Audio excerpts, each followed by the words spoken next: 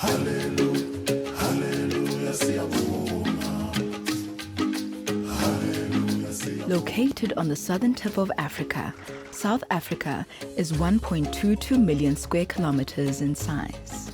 Some of the major rivers are the Orange, Vaal, Tugela, Bree, Berg, Limpopo, Great Fish, Great Kai, Crocodile, and Olifants rivers. The west is characterized by winter rainfall, while the center, north, and east are summer rainfall zones. The country receives about 600 millimeters of rain per annum as compared to the world average of 800 millimeters. Indeed, South Africa is the 30th driest country in the world. Despite being a semi-arid country, South Africa has a well-developed agricultural sector. That is in no small way thanks to the use of irrigation. 1.4 million hectares of arable land is irrigated by a dual irrigation system. On the one hand, there is a large, well-developed commercial agricultural sector, and on the other, small-scale irrigation, both of which have seen considerable gains in sustainable intensification.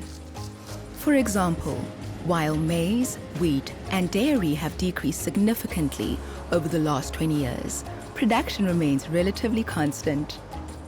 We are utilizing the best research that you can find in the world, the best irrigation designers, and of course our commercial farmers, together with our small-scale farmers, are very good managers of their water use. Farmers can grow 2 or 3 crops a year, increase their yields, and expand productive land, all thanks to irrigation. It's a two-seasonal business, agribusiness. Our winter crop is barley and wheat. And then we have the summer crop, of which it's soya bean and dry bean.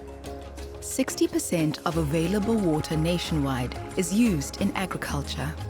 In terms of irrigation, that 60% of water usage is utilized in flood irrigation, sprinkler irrigation, mechanized systems, and micro-irrigation. Although only 12% of arable land in South Africa is under irrigation, this farmed area produces 30% of the country's crops. And that relatively small portion of irrigated land accounts for 12% of the entire continent's agriculture under irrigation. About 90% of the country's fruit and wine is produced under irrigation. These are export products that generate foreign exchange for South Africa.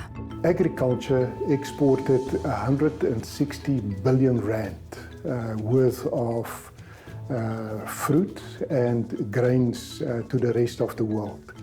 And about 30% of that was from irrigated agriculture. In order to manage South Africa's water resources, the government has divided the country into 9 water management areas. The Department of Water and Sanitation manages and receives payments for the use of irrigated water from farmers, except in the case of subsistence farmers growing food for their own consumption. Water resources in the majority of the country's river basins are fully allocated. One solution to this is transfer schemes, which transport water between catchments. Government policy, past and present, has played a key role in developing the irrigated agricultural sector in South Africa. The country has over 500 government dams with a combined capacity of about 15 million Olympic-sized swimming pools. There are 49 large irrigation schemes, 315 small irrigation schemes, and over 8,000 kilometers of canals. Many more opportunities lie in irrigation for South Africa. The government plans to expand the area under irrigation by 34,000 hectares and is developing new dams and canals.